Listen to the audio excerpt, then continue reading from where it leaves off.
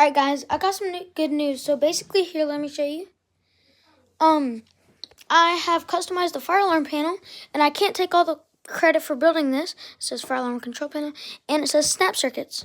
But basically, so this is what it looks like right now. I also got some Gator clip wires. If y'all want to see how good that looks, here you go. But these things are on good. I'm going to reset the pull station at the end of the video. I'm going to show y'all the piece that I have on the way to get here. So then I can pull the pull station, reset it, and the alarm still go off. And I have to just reset with a button. Let me show you. So guys, this piece is going to allow me to pull the pull station. It's going to make a complete circuit. And then when I reset, the circuit's going to stay complete until power is cut off. And then reconnected. And then the alarm will shut down. And this will be connected to that system, so it's really realistic.